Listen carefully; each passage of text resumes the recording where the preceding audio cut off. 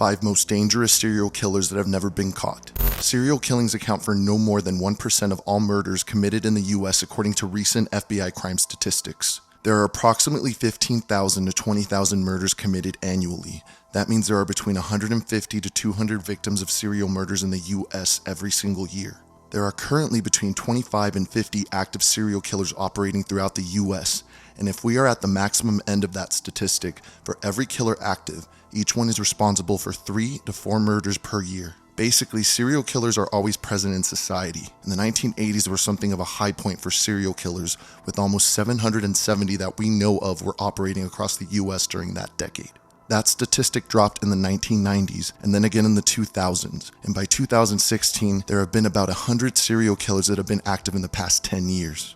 There are potential theories to explain the decline of these crimes, and they involve things like advancements of investigative methods, forensic science, higher chances of getting caught, and stricter prison sentencing. There are also factors like cell phones and an increased connectivity between parents and children that make picking out victims a little more difficult these days. It's also possible that young kids and teens who would have grown up to become serial killers are instead getting the mental health help they need early on in life. That's not to say there are no serial killers out there, and in addition to some that have managed to elude captivity for a long time, there are a handful of new ones cropping up too. This video will cover 5 serial killers that have yet to be caught as of 2022. Some are still active, and some statuses are currently unknown. Number 1. The Stockton Stalker. One of the most recent serial killers to become active in the last few months has been terrorizing men in the Stockton, California area since July of 2022. According to local police who are investigating 6 deaths that appear to be connected, all of the men died were ambushed alone in the dark, and police are baffled as to why they were targeted. None of the men were robbed or beaten before their killings, and none of the victims appear to have known each other. Also, the shootings don't seem to be related to gang or drug activity either. What makes this different to your typical shooting is the calculation behind the murders. The killer is looking for an opportunity to attack in poorly lit environments where very little witnesses would be able to identify them. There also seems to be a pattern on what demographic he targets, which seems to be Hispanic men aged anywhere from 20 to 60 years old. Another detail to note is the recent decrease in the time span between each victim's death, meaning that the killer's executions are progressively increasing. This could be due to the fact this individual has gotten away with 6 homicides already and is now receiving nationwide attention, which is further motivating his agenda. The only tangible piece of evidence we have so far is a screen capture of the back of his body when he's walking down a sidewalk before pursuing one of his victims. Unfortunately, the suspect is fully covered in baggy clothing and is showing no identifying features for authorities to work with. 5 of the shooting deaths occurred between the months of July and September 2022 in Stockton, California. The San Joaquin County Medical Examiner's Office relieved the names of some of the victims, which are Paul Alexander Yaw, 35 years old, who died on July 8th at 12:31 a.m., Salvador DeBuddy Jr., 43, who died on August 11th at 9:49 p.m., Jonathan Hernandez Rodriguez, 21, who died on August 30th at 6:41 a.m., Juan Cruz, 52 years old, who died on September 21st at 4:27 a.m., and Lawrence Lopez Sr., 54, who died on September 27th at 1:53 a.m. Just a short 6-day period elapsed between the 4th and 5th death, and the 6th potentially linked death that police are looking into occurred on April 10, 2021 in the nearby city of Oakland. Here's a look at the killings investigators have connected. Starting in April last year in Oakland, 39-year-old Juan Vasquez Serrano. 6 days later, the shooting of a black woman in Stockton. She survived. Then, this summer, 5 more victims in Stockton, most of them Hispanic men, starting on July 8th with the killing of 35-year-old Paul Yaw to September 27th with the shooting death of Lawrence Lopez Sr. Stockton police announced a $95,000 reward for information leading to an arrest in the killings. All 5 men were shot by a handgun, though it's not known if the same gun model was used in each crime. Police said the victims were each walking alone or were in a parked car when they were killed in the evening or early morning hours of their deaths. Authorities are warning community members to travel in well-lit areas and to remain vigilant with good situational awareness. That is currently all the information we have on this case, but if you live or know any adult males living in the Stockton, California area, please be very careful when going out late at night.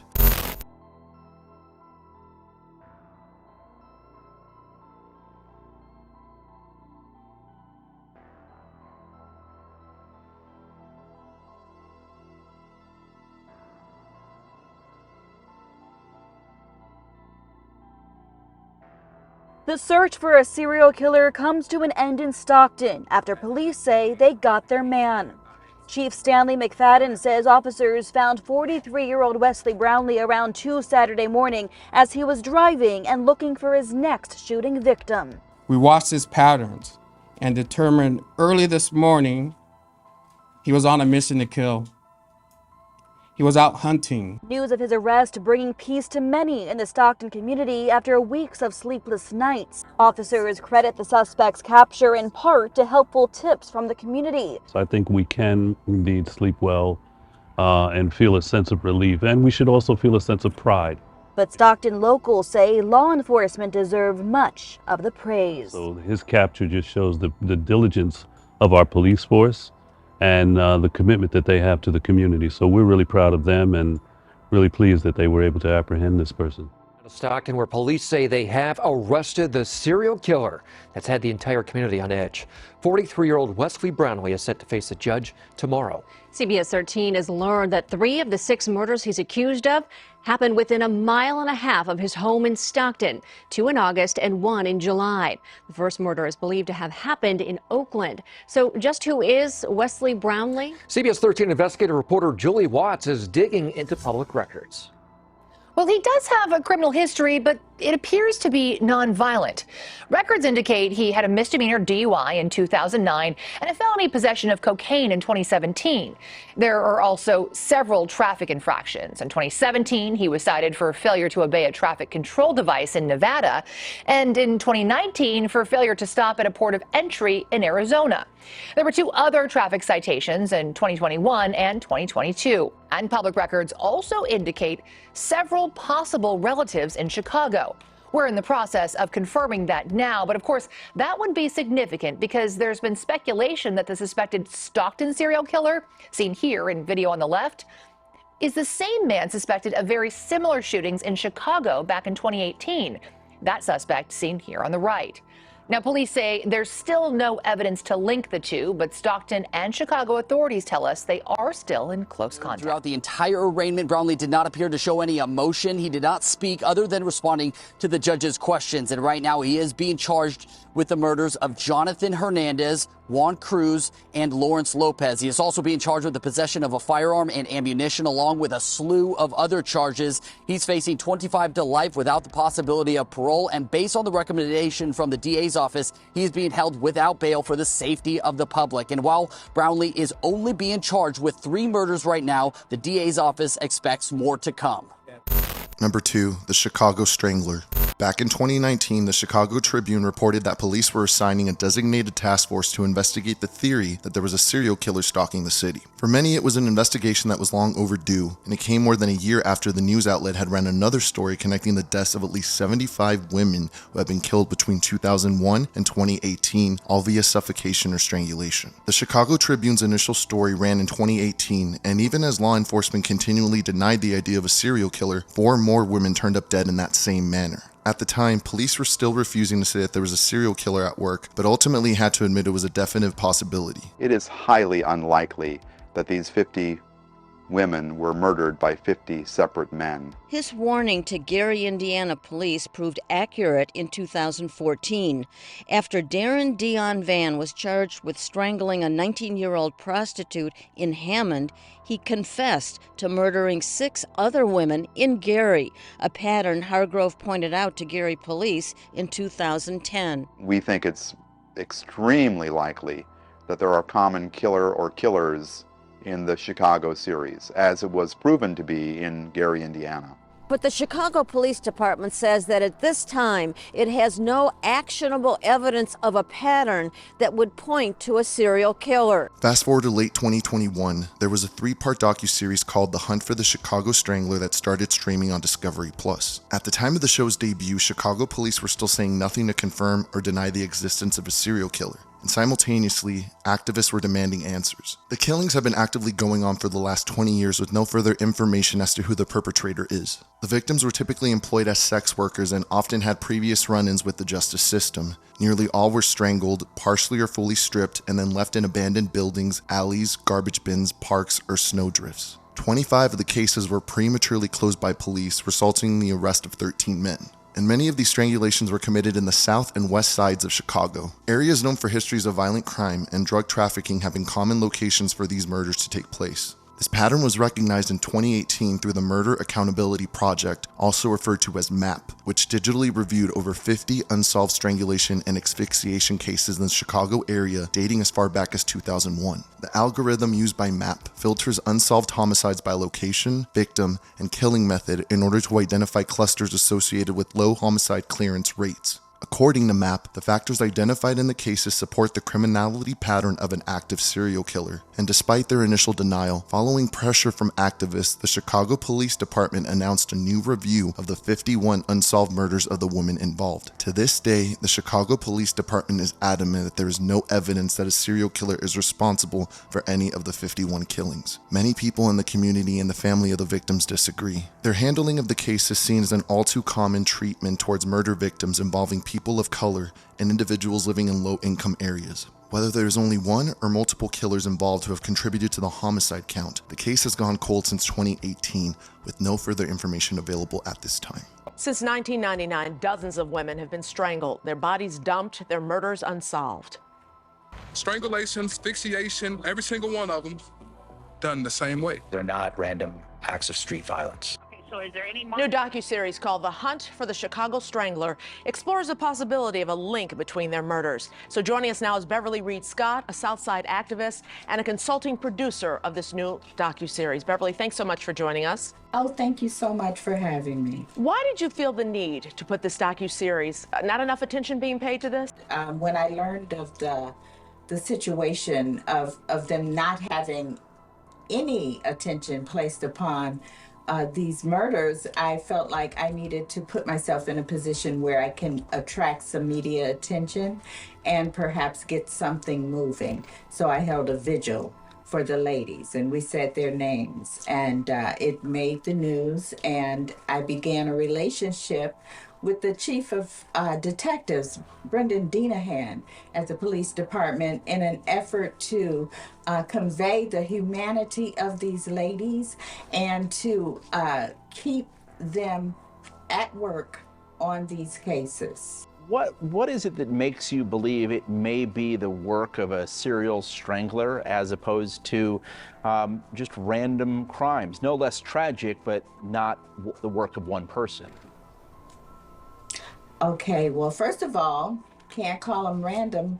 They're strangulations and sexual assaults. So, and there are so many of them, and they are on the south and the west side. And Thomas Hargrove at the Murder Accountability Project has, done a graph. In his mind, it's definitely serial killers. I don't know whether it's serial killers or just misfortune on the part of these ladies, but I know that they are dead and they deserve justice. And we asked the Chicago Police Department about these murders and this docuseries. The statement they gave us reads, each of these cases has been reviewed by detectives who were detailed to the FBI's Violent Crime Task Force, and there's no evidence linking the cases to each other or to suggest there's a serial killer responsible for these homicides. Detectives are continuing to investigate the cases individually as we work to seek justice on behalf of the victims and their families. The detectives detailed to the FBI Violent Crimes Task Force investigate violent crimes citywide. You are definitely getting the attention that hopefully these cases will benefit from, Beverly. I'm glad they're saying something, but I think you'll find their presence in the docuseries and the fact that we remain ever vigilant in terms of their progress or lack thereof will keep them involved. And I feel certain that we will find that it is one or more serial killers. I don't think that we will ever have the police department acknowledge that there is a serial killer until they have identified and arrested a serial killer. But the compelling evidence that the Murder Accountability Project has put forth leads me to believe there's more to be revealed. Number 3. The West Mesa Murders. The West Mesa Murders are the killings of 11 women whose remains were found buried in 2009 on the West Mesa desert region of Albuquerque, New Mexico. Several suspects have been named, but none were arrested or charged. While the killings were initially believed to be the work of a serial killer, the involvement of a sex trafficking ring has since been suspected. Between 2001 and 2005, 11 women were buried by an unknown assailant in an arroyo bank on Albuquerque's West Mesa in an underdeveloped area within city limits. Satellite imagery taken between 2003 and 2005 showed tire marks and patches of disturbed soil in the area where the remains were recovered. By 2006, development had begun for new infrastructure, and the victim's burial site was disturbed and platted for residential development. Due to the 2008 housing bubble collapse, development on the west side halted before housing could be completed. This is all pertinent to the discovery of the first body just 1 year later. On February 2, 2009, Christine Ross was walking her dog around the West Mesa. Her dog picked up a bone that looked suspiciously human. Christine texted a picture to her sister, who was a nurse at the time. Her sister recommended that she contact the police. Over the next month, authorities located more remains and sent them to the lab for testing. At one point, authorities thought there were a total of 13 victims found, but the number was eventually narrowed down to 11 women and a fetus buried in the mass grave dug up in the West Mesa. The bodies discovered were women between the ages of 15 and 32. Most were Hispanic, and most were involved with drugs and sex work. All the women found went missing between 2003 to 2005, and according to satellite photos, the last victim was buried in 2005. No official suspects have ever been named in connection with the murders. The case is still open and has never properly been solved. It's the biggest homicide case in Albuquerque. 11 women found buried on the West Mesa, and today marks 13 years since the first woman was discovered. And that family's grief is still as fresh as ever. Our anchor Sasha Leninger spoke to the mother of one of those women, and this is a story you'll only see here on 7. With tears in her eyes and heartbreak still raw, Mary Gutierrez wants closure. It's hard. Every day you think about this every day. It never goes away. Her daughter is Victoria Chavez. You see her photo right here on this poster. She was really a fun, outgoing girl. She had dreams. Chavez is one of 11 women and an unborn baby found buried on the West Mesa in 2009. On February 2nd of that year, a woman walking her dog found a human bone. That bone belonged to Chavez. Her remains the first discovery of many. I was at work and I told them, no, I was in denial. Like, you got the wrong, it's wrong, you got the wrong person. Gutierrez, sitting alongside her grandson, listened as detectives and agents spoke about the city's largest crime scene. We still regularly receive leads on this investigation, and we run every single one of them to ground. To date, more than 1,184 tips have been called in. Hundreds of people have been interviewed. Many persons of interest have been identified. For Gutierrez, the last 13 years have been gut-wrenching, but she's holding on to hope to one day have closure. Somebody out there knows something. Please come forward. Because I know you have a mother, you have sisters, you have a family. She, along with 10 other families, still looking for answers all these years later. Number 4, the Long Island Killer. It was late in 2010 that 4 bodies were recovered from a desolate stretch of beach on the coast of Long Island. It wasn't until the next spring that law enforcement recovered 6 more bodies and went public with a statement announcing that the murders were all the work of one single killer. The so-called Long Island serial killer case remains unsolved, and some have placed the blame solely on the Suffolk County Police Department. Reports and rumors of corruption have come up amid the department's failure to bring the killer to justice, with some suggesting that it went unsolved because higher-ups in the police department didn't want the truth to come to light. Why haven't there been any arrests after all these years? Well, Anthony, it's very difficult to identify a serial killer because they're not connected with their victims. But in this case, there was a police chief who took over the department from 2012 to 2015 who inexplicably cut out outside agencies and then engaged in a cover-up to cover his own misdeeds, and that certainly hindered the investigation. The Long Island serial killer, also referred to as the Gigolo Beach Killer and Craigslist Reaper, is believed to have murdered between 10 and 16 women over a period of nearly 20 years and disposed their bodies in areas on the south shore of Long Island, New York. Most of the victims were sex workers who advertised on Craigslist. The victims' remains were found over a period of several months in 2010 and 2011 after the disappearance of Shannan Gilbert resulted in a police search of the area along the Ocean Parkway near the remote beach towns of Giglo and Oak Beach in Suffolk County. The remains of 4 victims, designated the Giglo 4, were found within a quarter-mile of each other near Giglo Beach in December 2010. 6 more sets of remains were found in March and April of 2011 in Suffolk County and Nassau County. The first discovery of human remains was made by the side of Ocean Parkway in Oak Beach on December 11, 2010. The investigation was prompted by a search for Shannan Gilbert, a 24-year-old sex worker who had disappeared in the area in May of that year after fleeing from a client's home and making a 23-minute-long emergency call to 911. State Police. Yeah, there's somebody after me. I'm sorry? There's somebody after me. Where are you? There's somebody after me. Okay, where are you? I don't know. You're driving right now? No, I'm inside the house. I'm sorry? I'm inside the house. What house? I don't know. Can you trace where I am? I'm sorry? Can you trace where I am? No, I can't. What's your callback number you're calling from? Huh? What phone number are you calling from? Somebody's after me. Please. Are you in Suffolk County or Nassau County? I'm in Long Island. Where on Long Island are you? No. No. No. No, stop. No. Where in Long Island are you? In Suffolk County? Nassau County? Huh? Why you call me by my name? Why? County, you on the line? Stop.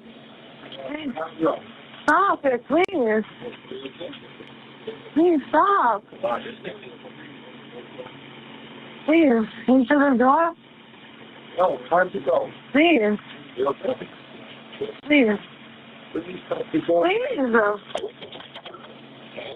Go that way, please. Go, come on, let's go. Come on, we're all going outside. Come on, go outside. Oh. Come on, all of us. Come on, we're all going outside. Come on. No, please. Come on. Please, come on. Please. Come on. Why? I'm going upstairs. Julie, I'm going to go upstairs. Julie, I'm going to go upstairs. Okay? Julie, please. Please, take care. My hold. What's the matter? Are you okay? What are you going to do? What are you going to do to me?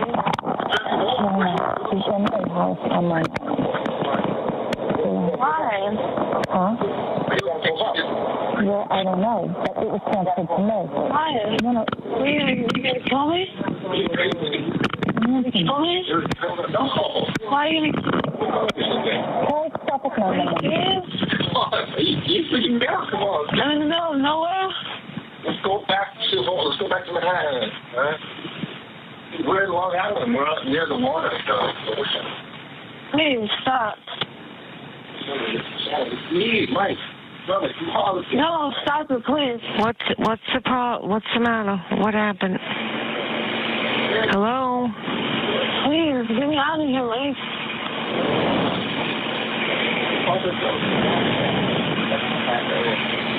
Hello? You're being sarcastic about this.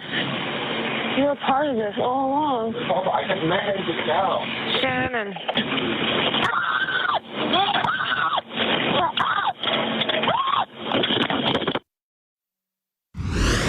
That is the voice of Shannan Gilbert calling 911 on May 1st of 2010.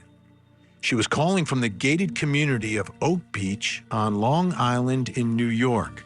Shannan was a prostitute who visited a client in that neighborhood. That call for help did not save her. Shannan disappeared. The initial search of the area Shannan was calling from did not reveal what happened to Shannan or where she was. But it did uncover something even more shocking: a series of bodies and a potential serial killer. And as more bodies were discovered, the search intensified, and finally, 18 months later, Shannan's body was found. A month after her disappearance, the Suffolk County Police Department's Missing Persons Bureau asked Officer John Malia to search for Gilbert with his trained cadaver dog, a German Shepherd named Blue. Over the course of the summer in 2010, the officer unsuccessfully searched the gated beach community where Shannan Gilbert had last been seen. The officer made a new attempt at the search on December 11, 2010, staying close to the shoulder of the parkway. Despite thick vegetation and a light layer of snow, John's cadaver dog alerted to a scent, which the pair tracked to a skeleton in a disintegrating burlap bag. The remains were later identified as Melissa Bartholomew's. Police discovered 3 additional bodies while searching the scene for further evidence, and the bodies of the 4 victims were Maureen Brainard, Melissa Bartholomew, Megan Waterman, and Amber Costello. They were all found approximately 500 feet from one another. In March of 2011, the partial remains of Jessica Taylor were found along Ocean Parkway.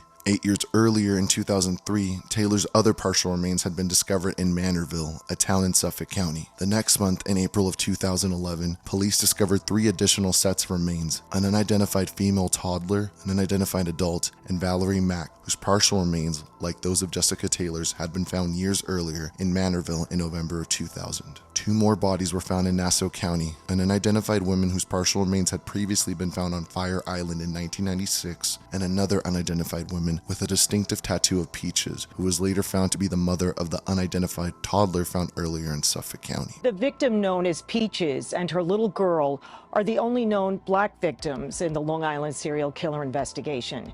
Peaches is officially known as Jane Doe number 3, and she's been dead at least 25 years.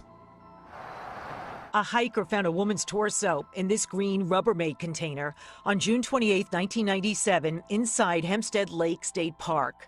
This Peaches tattoo was observed above the victim's left breast, and a C-section scar revealed she had once given birth.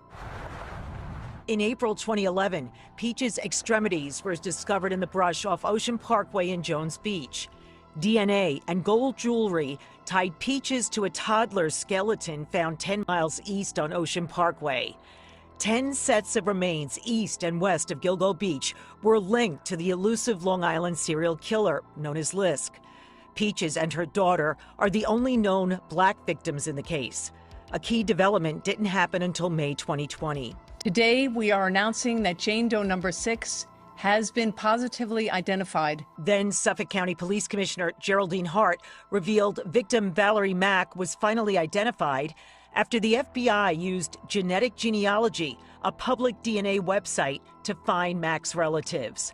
Hunters had found Mack's torso in the year 2000 in the woods of Manorville, and her extremities were discovered 11 years later, 40 miles to the west, off Ocean Parkway. These new discoveries revealed the killer's distinct style in separating and discarding body parts in several locations to throw authorities off track, possibly from the location where he lives. Not to mention that this murder doesn't discriminate between adults and children when it comes to his executions. On November 29, 2011, police announced that they believed one person to be responsible for all 10 murders, and that the perpetrator is almost certainly from Long Island.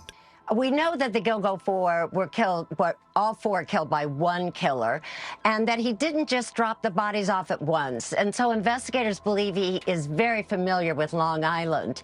And here's something really interesting. One of the investigators told me he had to have a cover story because he's going back and forth to the Ocean Park where he's leaving the bodies, so that he may have posed as a private trash collector or a hunter. Wow. And he also probably was harmless looking, but he has a cruel streak because he called the little sister of one of the victims in 2009 and told her he had killed her sister. The single killer theory stems from common characteristics between the condition of the remains and forensic evidence relating to the bodies. In June of 2011, Suffolk County Police announced a $25,000 reward for information leading to an arrest in the Long Island murders. To this day, all the murders remain unsolved. What's it going to take to get an answer here?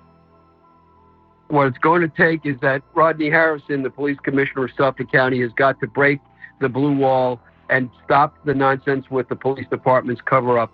It is a definite, willful cover-up. As I said, the key players, such as the district attorney, have not even been brought into the investigation. The FBI has been brought in a very thin, narrow way, and the sheriff's department is kind of like just addressing. They're not investigating. They refuse to do it. You have to wonder why. Number 5, the I-70 killer.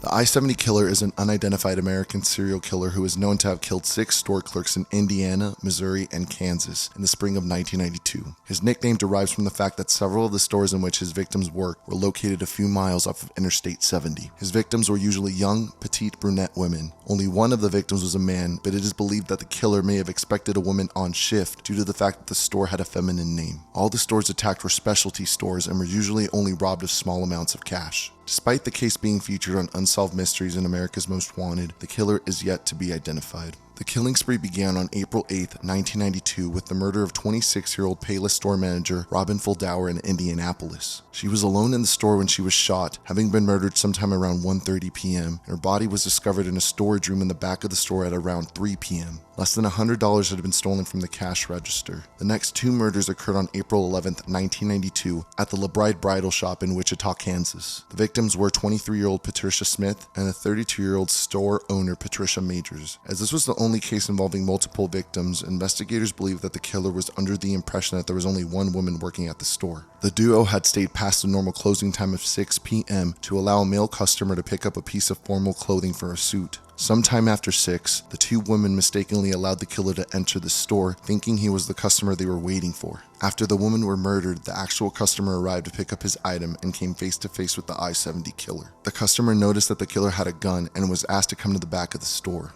The customer refused, after which the killer told him to leave immediately.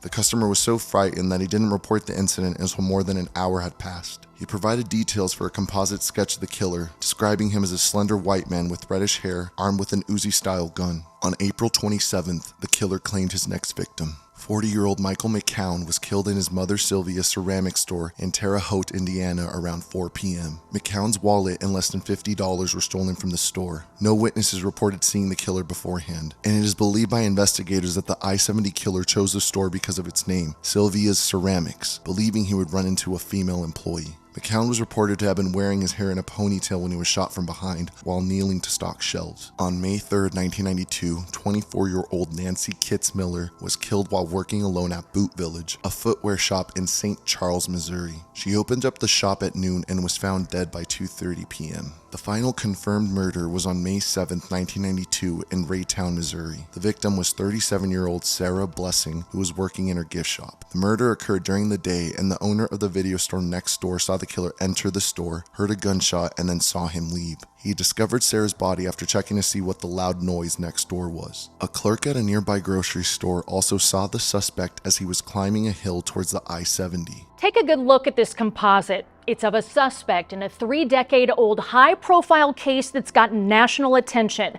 More specifically, this is who investigators believe is the I-70 serial killer. And these age-enhanced sketches that you see right here show what he could look like today. Here's what police say happened. 6 store clerks along the interstate were killed in a murder spree that stretched over 29 days. 2 in Indiana, 2 in Kansas, and 2 in Missouri. It was in the spring of 1992. Detectives tell me the scenario for all 6 murders was basically the same. The killer walked in, shot the clerk in the back of the head, and left. All in broad daylight, all using the same gun. On April 27, 1992, the I-70 serial killer claimed the life of 40-year-old Michael Mick McCown. McCown was working as a store clerk at his family's ceramic store. It was on South 3rd Street. Police say McCown was the I-70 killer's only male victim. Davis stays connected with McCown's family. They want this case solved, and so does he. When I see them, especially when they get emotional, they still get emotional after 30 years. And that's something that affects you. In the last 2 years, Davis says he's witnessed firsthand this cold case warming back up. Heat brought on by all the law enforcement agencies investigating this case. He says, yes, they have a facial composite of the suspect and ballistics do link the deaths, but they need more. That's where advancements in technology come in. All agencies working this mystery have evidence that's been sent away for DNA testing. The results from that testing could very well match and finally reveal the killer's identity. In November 2021, 20 years after the murders, Terre Haute Police Department announced that the I-70 killer was a possible suspect in the 2001 murder of a liquor store clerk named Billy Brosman. On the evening of November 30th, 2001, Brosman was working alone at the 7th and 70 liquor store in Terre Haute, Indiana. Security camera footage showed a white male suspect enter the store and pulled a gun on Brosman before robbing the cash register. The footage then showed the suspect lead Brosman to the back of the store and murdered him with a single shot to the back of the head, a similar execution style used in the previous murders discussed. Unlike the I-70 murders, security footage of Brosman's killer exists, and police claim they have a person of interest in the case. Based on witness descriptions, investigators were able to produce 2 composite sketches of the killer and a physical description of the suspect. The I-70 killer was described as a white man in his 20s or 30s, between 5'7" to 5'9", thin and having lazy eyelids, and sandy blonde or reddish hair back in 1992. In 2021, the St. Charles Police Department published age-progressed versions of the original composite sketch to show what the killer may look like today. If he is still alive, investigators believe the killer is between 52 and 70 years old. Police have not publicly come forward with any suspects' names, and the murders are now considered a cold case in true crime history. For 3 decades, one case has stumped law enforcement. Who is the I-70, I-35 killer? Investigators say challenges have been created due to the time passed since the killings happened and a lack of technology available in the 1990s. As the search continues, a new person of interest has surfaced: the newly identified I-65 killer. Harry Edward Greenwell was accused of killing 3 women along the I-65 corridor in the 1980s, years before the I-70 killer's first murder. The composite sketch was similar. In the way that he committed his crimes, he did target, the I-65 killer did target specifically women, and he did shoot them in the head with a handgun. So, there's definitely those similarities. Detective Brad Rumsey with the Terre Haute Police Department says the task force is looking into potentially resubmitting the ballistics report from the gun used by the I-70 killer. As of right now, no potential suspects have actually been interviewed at any of the agencies involved, but that's not to say there's not something possibly in the works. On April 27, 1992, Michael Mick McCown was killed in Terre Haute. One piece of evidence from that crime scene was sent off for DNA testing in Florida. Results will then be compared between the agencies to ensure accuracy. It's believed that particular piece of evidence was more likely either touched or handled by the potential suspect, and our likelihood of DNA transfer onto that item. For the family of McCown and others, the search for justice continues.